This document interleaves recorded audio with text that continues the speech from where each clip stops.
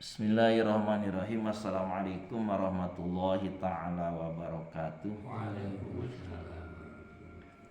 Alhamdulillahi rabbil alamin. Wassalatu wassalamu ala asyrafil anbiya'i wal mursalin Sayyidina Muhammadin sallallahu alaihi wasallam wa ala alihi wa ashabihi wa man tabi'ahum bi ihsanin ila yaumiddin, amma ba'd.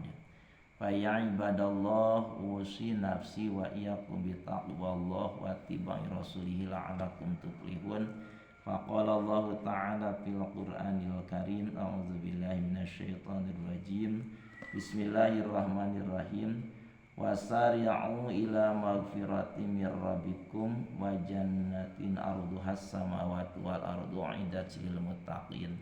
Shadaqallahul azim wa balagha rasuluhul karim, wallahu a'lamu bimuradi, wa nahnu ala dzalika minasyahidin asyakirin, walhamdulillahi rabbil alamin. Hadirin jamaah salat subuh yang dimuliakan oleh Allah, puji dan rasa syukur mari kita panjatkan kehadirat Allah Subhanahu wa taala, yang mana Allah masih mempertemukan kembali kita semua di majlis yang mulia berupa masjid dalam rangka salat subuh berjamaah dan dilanjutkan dengan ta'lim dari kitab Bulughul Maram.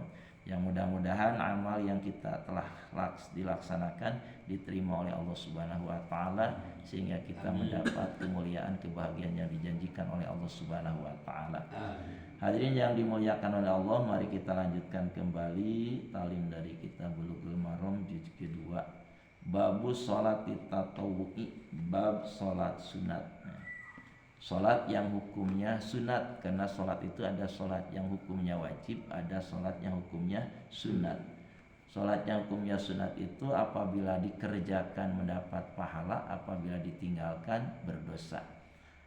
Sholat sunat itu memiliki berbagai macam keutamaan. Di antaranya bisa menyempurnakan kekurangan dari sholat fardu, bisa menjadi sebab diangkat derajat kemuliaan di sisi Allah, bahkan bisa menjadi sebab masuk surga Allah menemani Rasulullah SAW di hari akhirat nanti. Nanti di dalam hadisnya akan diterangkan tentang keutamaan sholat sunnah. Pada bab sholat tatu di sini diawali dengan hadis yang ke-1, An Rabi'ata, bismillahirrahmanirrahim. An Rabi'ata bin Malikin al-Aslamiyyi, dari Rabi'ah bin Malik al-Aslami, salah seorang sahabat radhiyallahu anhu. Beliau adalah min ahli Sufah, termasuk ahli Sufah, yaitu para sahabat yang tidak punya rumah, tempat tinggalnya di serambi masjid. Yaitu fokus beliau dan para sahabat yang lain yang termasuk ahli Sufah beribadah dan menimba ilmu dari Rasulullah SAW. Bahkan beliau itu adalah khadiman ila Rasulillah SAW, karena khadiman ila Rasulillah SAW, beliau sebagai pelayan Rasul. Dari mulai beliau masuk Islam selalu menemani Rasul, baik ketika ada di Madinah atau sedang bepergian. Nah, qala, kata Rabi'ah bin Malik, qala telah bersabda li kepadaku Rasulullah sallallahu alaihi wasallam, yang isi sabdanya, sal, silahkan kamu minta. Jadi sabda Rasul kepada Rabi'ah bin Malik al-Aslami, bukan Rabi'ah al-Adawiyah ya. Ini laki-laki apa perempuan? Laki-laki, Rabi'ah bin Malik ya. Walaupun pakai tamar butuh gitu ya. Biasanya kan itu ya, tanda nama perempuan ya, ya. Termasuk kalimat yang apa namanya itu? Muskil. Tidak muskilnya. Jadi nanti ada ya. Jadi ada yang pakai tamar butoh, ada yang tidak gitu. Walaupun nama laki-laki ya, termasuk isim ghair musanna. Yang bin tapi bukan bin. Ya bukan binti tapi bin Malik al-Aslami. Jadi Al-Rabi'ata bin Malikin al-Aslami, dari Rabi'ah bin Malik al-Aslami, semoga Allah meridai kepadanya. Nah, kata beliau, qala li Rasulullah sallallahu alaihi wasallam, telah berkata kepadaku Rasulullah sallallahu alaihi wasallam. Yang isi perkataan Rasul pada beliau, salah, silahkan minta kamu. Faqultu, lalu aku menjawab, kata Rabi'ah bin Malik, as'aluka, aku memohon kepadamu ya Rasulullah. Apa yang diminta oleh Rabi'ah bin Malik al-Aslami? Murafaqataka. Nah, aku ingin menyertaimu. Nah, di mana? fil jannati di surga. Wah, ini permintaan yang sangat hebat gitu ya. Ingin beserta Rasul di dunia, menyertai Rasul di akhirat juga, menyertai Rasul dalam surga Allah. Ini permintaan yang sangat luar biasa, Pak. Kalau kita mah terkadang minta apa? Minta dunia, minta jabatan gitu. Ini permintaan yang sangat mulia, yang sangat agung, yaitu minta ingin bersama Rasulullah di dalam surga. Faqala, lalu Rasul bersabda lagi, "Al-ghairu dzalika?"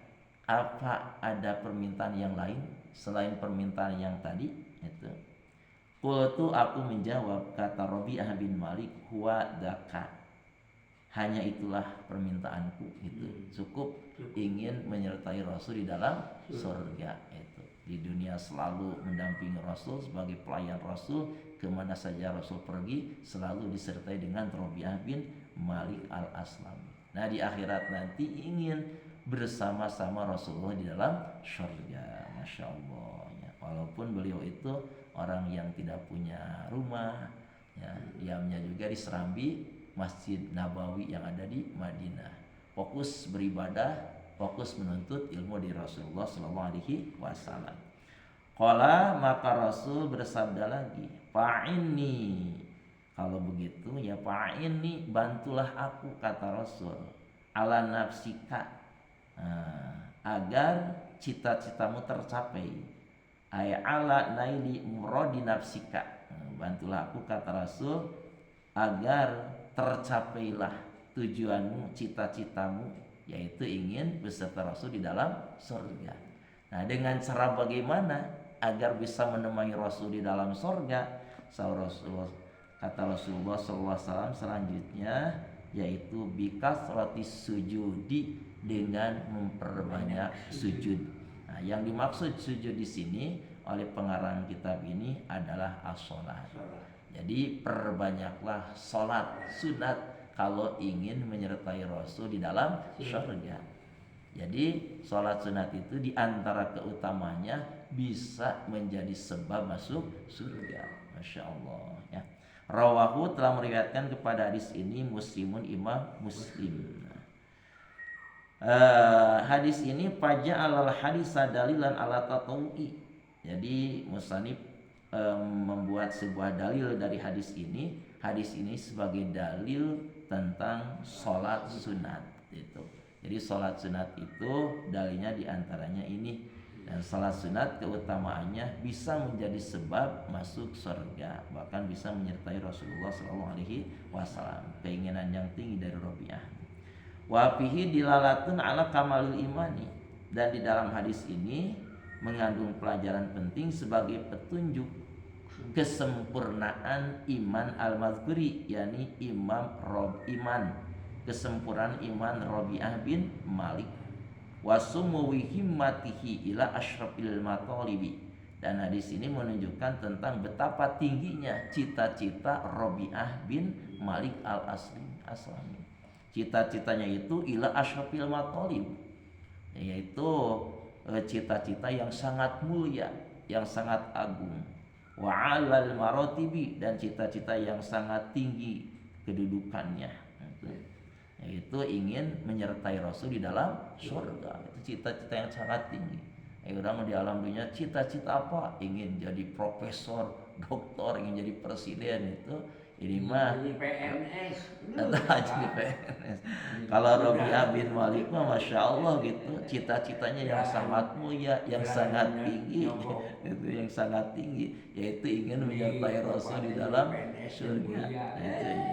Jadi hadirin yang dimuliakan oleh Allah ya, jadi kedudukan yang sangat tinggi, kemuliaan itu bukan diraih oleh jabatan dunia, bukan diraih oleh kekayaan dunia, tapi dengan ibadah yang baik kepada Allah. Nah ini juga wa'azzafa nafsahu anid dunya wa syahwatihi, sampai dia rela ya menjauhkan dirinya dari dunia, dari tata harta dan wanita, dan menjauhkan diri dari syahwat-syahwat dunia itu. Jadi kalau kita ingin masuk surga, ya itu betah di masjid, jadinya beribadah takarrub, itu sholat sunat jangan ditinggalkan, itu perintah perintah Allah laksanakan, larangan Allah jauhi. Dan juga di hadis ini sebagai dilalatun ala anna sholata afdhalul a'mali. Jadi sebagai dalil petunjuk bahwa sholat itu adalah amalan yang paling utama, Pak. Karena di sholat itu terangkum semua zikir ada di dalam sholat. Tasbih, tahmid, takbir, sholawat, istighfar, syahadat, kalimat tauhid, doa, baca Quran juga ada di dalam sholat. Makanya sholat itu termasuk amalan yang paling utama. Semua kalimat zikir ada di dalam Al-Quran. Semua kalimat zikir itu mengandung berbagai keutamaan.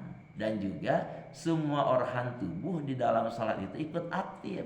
Mata aktif, telinga aktif, lidah aktif, badan aktif, tangan aktif, kaki aktif, hati aktif.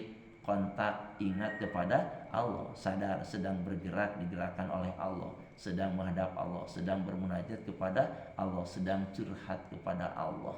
Makanya Rasul itu kalau sudah masuk ke dalam sholat merasa enjoy, merasa betah, Pak, gitunya. Beda jeung urang mah sholatnya kadang jadi merasa beban teu betah sabab dalam hatinya bukan ingat Allah tapi ingat urusan dunia. Nah, di antaranya inilah hadis yang dimuliakan oleh Allah Subhanahu wa taala. Keutamaan melaksanakan sholat sunat itu bisa menjadi sebab masuk surga, menemani Rasulullah SAW. Ini cita-cita yang mulia yang diinginkan oleh Rabi'ah bin Malik al-Aslami. Semoga kita juga bisa memperbanyak sholat sunat sehingga kita mengangkat, sehingga menjadi sebab kita mendapat kemuliaan, kebahagiaan, derajat yang tinggi di sisi Allah Subhanahu wa taala. Insya Allah nanti sholat-sholat sunatnya dan keutamanya akan dijelaskan di hadis-hadis berikutnya. Hadirin yang dimuliakan oleh Allah Subhanahu wa taala, alhamdulillah satu hadis telah tersampaikan. Yang disampaikan barusan yang benarnya mutlak dari Allah Subhanahu wa taala. Semoga menjadi ilmu yang bermanfaat sehingga termotivasi kita untuk senantiasa memperbanyak salat sunnah. Dan yang salahnya dari kekeliruan dan kesalahan saya sendiri, semoga Allah memaafkannya. Mari kita tutup dengan doa kifarat majlis. Bismillahirrahmanirrahim. Subhanakallahumma wa bihamdika asyhadu an la ilaha illa anta astaghfiruka wa atubu ilaik. Akhirul kalam, wassalamualaikum warahmatullahi taala wabarakatuh. Waalaikumsalam.